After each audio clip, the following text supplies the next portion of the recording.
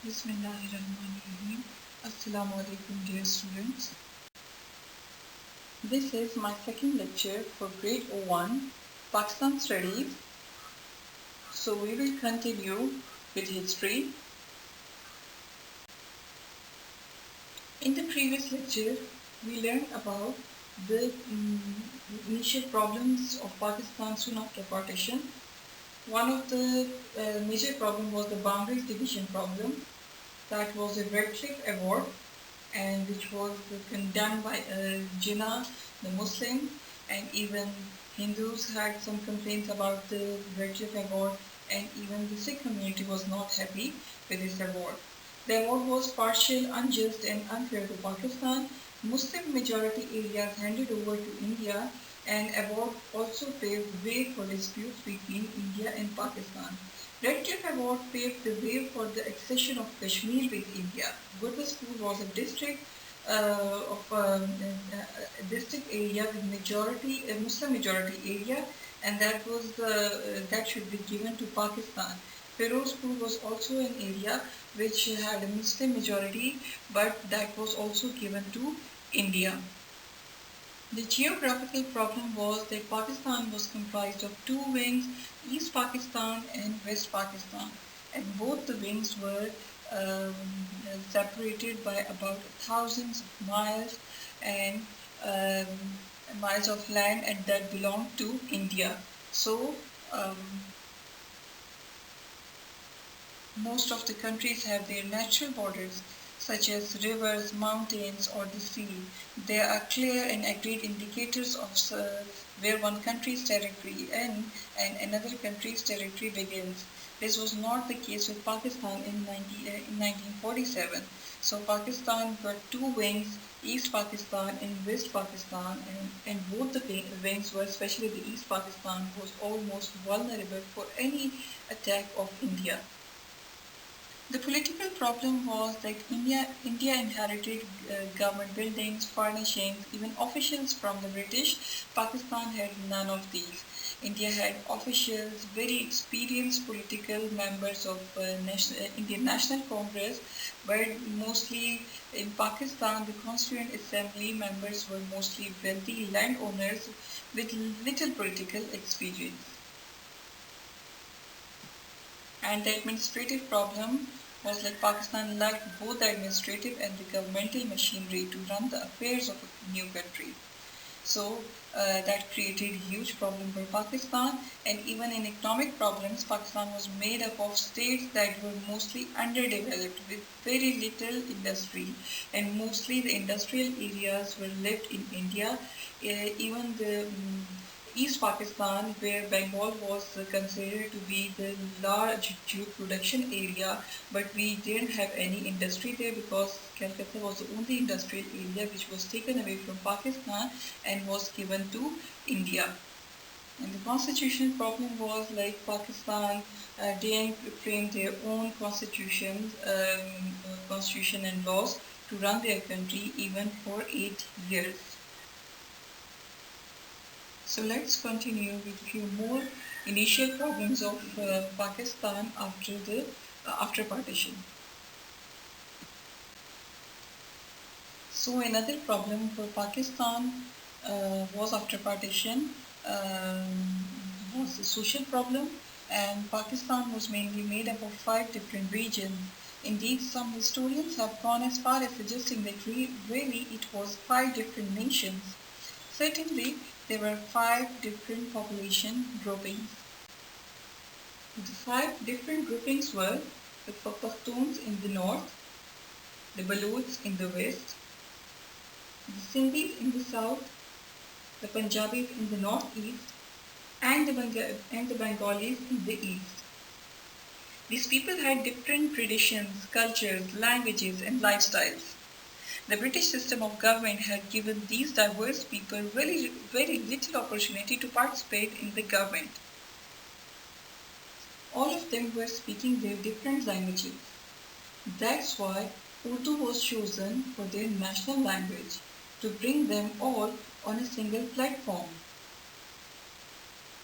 It was to be the link language for all the provinces to provide for the culture and educational needs of the people and to forge unity of purpose among the various sections of society.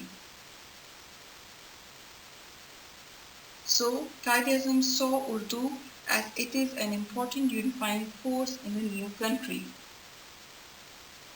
Pakistan was not comprised of a single united people, and there was much work to do in convincing everyone of the wisdom of joining the new state. The accession of the princely states was another huge problem after partition. At the time of partition in the subcontinent, there were 462 princely states that covered about one-third of the Indian territory and about one-fourth of its population. The rulers of these states were given option to choose India or Pakistan. Lord Mountbatten had told the leaders of all 462 princely states that they would not be granted independence. He feared that if they did become independent, their future would be uncertain and could lead to war. Consequently, they were given the right to choose between India or Pakistan. For more princes, their location or their religion made the choice of straightforward one. By 15 August, most of these states announced their accession, except Kashmir, Hyderabad, and Junagadh. So all these three areas became problematic for subcontinent, just because of their rulers who delayed their decision of accession with Pakistan or India. Hyderabad was the largest of the princely states in the subcontinent, with a population of more than 160 million. It was also very wealthy, with an annual revenue of over 160 million rupees. Hyderabad was situated in the south of India, and the ruler of Hyderabad was called as Nizam.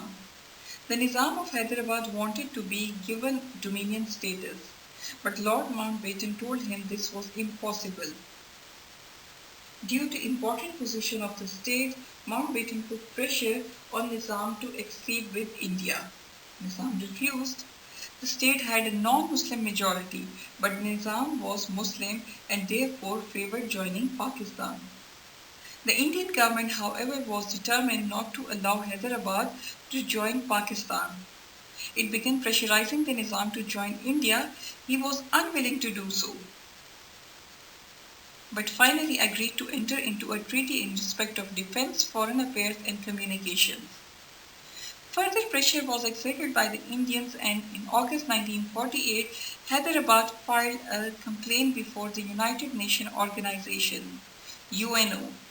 Before it could be heard, Indian troops entered Hyderabad, dismantled the state, and incorporated it into different provinces in India.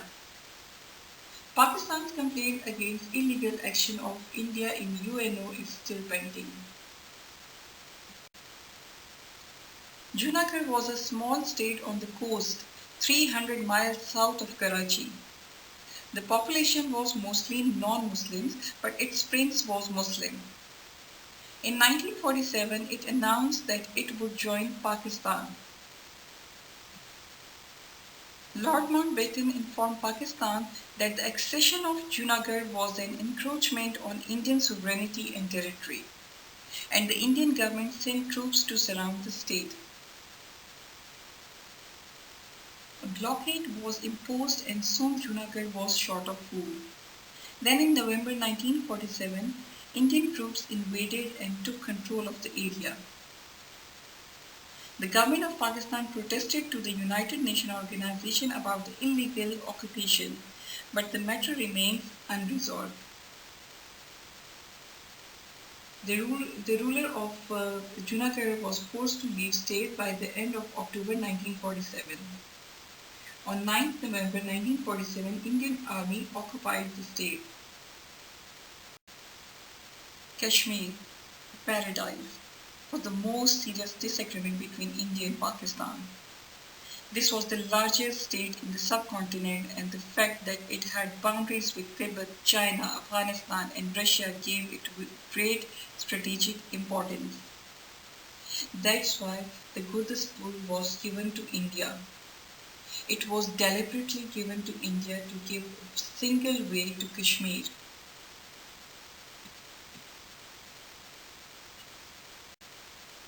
In 1947, most of the 4 million inhabitants of Kashmir were Muslims. But the Maharaja or the ruler was a Hindu, Maharaja Hari Singh. It was believed that he was trying to win independence for his state, and so he delayed joining either Pakistan or India. Kashmir shared one-third of its boundary with Pakistan and is situated on the north of Pakistan. It's a Muslim majority area. They wanted to join Pakistan. Maharaja wanted to maintain independent status of the state. The Maharaja Hari Singh did not treat the Muslim population well. In September 1947, he started a campaign to drive many Muslims out of Kashmir. Over 200,000 fled to Pakistan, and finally the Muslims rose in rebellion. The Maharaja was forced to turn to India for help to crush the Muslims. Indian help came only after the Maharaja agreed to accede to India. An undeclared war between India and Pakistan on the issue of Kashmir started. India filed a complaint in UNO. Meanwhile, Kashmiri freedom fighters, with the help of volunteers from tribal areas of Pakistan, were able to liberate one-third of Kashmir from India. In January 1949, a ceasefire line arranged by UNO in Kashmir.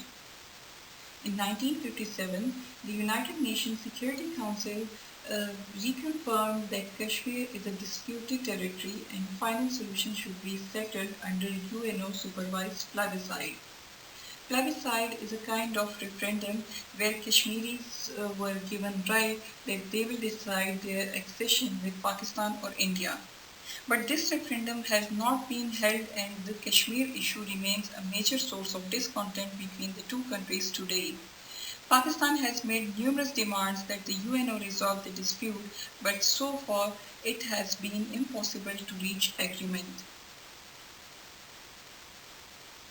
One of the major issues involved in partitioning the old British India was how to divide up the assets of country. They now belong to two different countries, not one, and there had to be an agreement on how it should be shared. It was agreed that the assets were to be divided on the ratio of 17 to India and 5 to Pakistan. This reflected the relative size and population of the two countries. In June 1947, it was agreed that Pakistan would be paid 750 million rupees of a 4 billion rupees in the Reserve Bank. The first 200 million rupees were paid. Then war broke out over Kashmir. India refused to pay the rest, saying Pakistan would only use it to buy arms to fight against India. If Pakistan stopped fighting and agreed that Kashmir should be an Indian possession, then the rest would be paid. What the Indian government hoped was that by withholding the money, Pakistan would become bankrupt. Gandhi was determined that the division of assets should be as fair as possible. He objected to what the Indian government was doing and took steps to try to persuade them to pay the money it was withholding.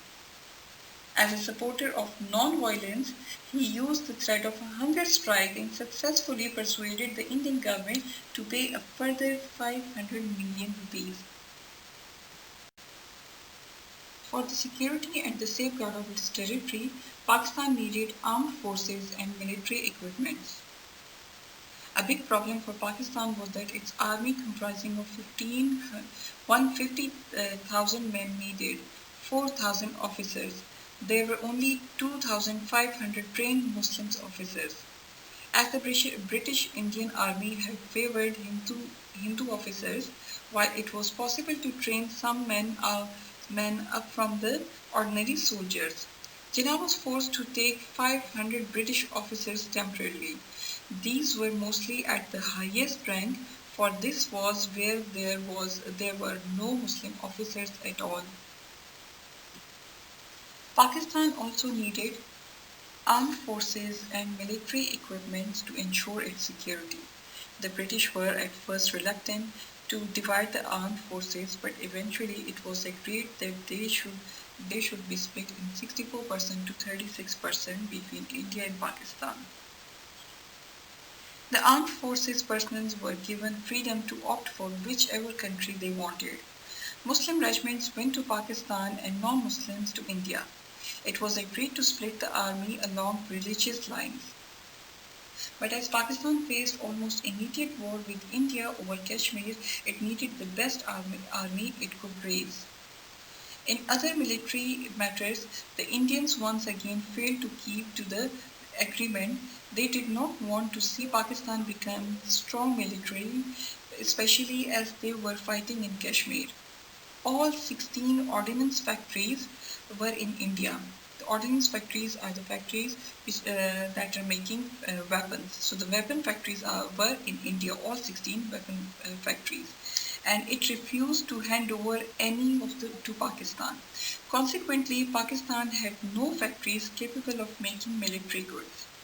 India eventually agreed to pay 60 million rupees instead of handing over ordnance factories, and this was used by Pakistani government to build an ordnance factory at Wagh.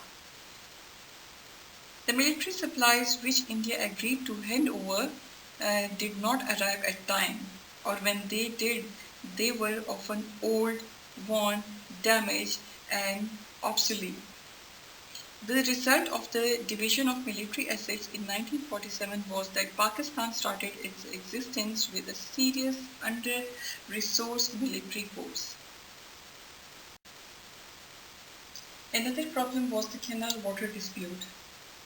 The partition of the subcontinent cut across many rivers and canals. The problem for Pakistan was that the flow of water through the canals and rivers was controlled at a series of headworks, most of which lay in the part of Punjab that was now in India. The canal water dispute had its origins in the partition of Punjab in 1947. West Pakistan is a fertile country but has a hot and dry climate. Rainfall is not plentiful, and so it relies upon irrigation from a series of canals which draw water from the three main rivers in the area: the Indus, the Jhelum, and the Chenab. India and Pakistan were soon in dispute over the canals, especially the waters from the Badi Doab Canal. India claimed that as the headworks were in its country, it had complete rights to do what it wanted with the water. Pakistan argued that it had a right to the water as its economy depended upon it. And Pakistan is an agro-based industrial country. So that was single large industry in Pakistan. Pakistan economy was totally depending on agriculture. The Pakistan government called for the matter to be settled by the International Court of Justice, but India refused. In May 1948, a temporary agreement was reached. India agreed to allow water from East Punjab to flow into West Punjab, but only if Pakistan agreed to try to find alternative water supplies. The water problem was one that the new country had to address urgently. So that's all for today's lecture. Here I am going to give you an assignment. Here are two questions. One is short question of 4 marks, and the other one is for 7 marks. The first question is word question, and word question you know that is always for 4 marks, and this is what is the Kashmir issue. So you have to create your answer in just a single para and tell me only what Kashmir issue is. And then in the second question, this is why question, and you know that why question is for 7 marks, and for in why you have to give me 3 reasons. 3 reasons in 3 different paras. I am asking you, why was the Kashmir issue a problem for Pakistan in 1947? So this is particularly in 1947. You have to create your answer. You have to give me 3 reasons why it became issue for Pakistan in 1947, soon after partition. Thank you so much for watching this video. I hope you have got all the important points that I have given you in today's lecture. We will meet you again, inshallah, in the next lecture. Bye.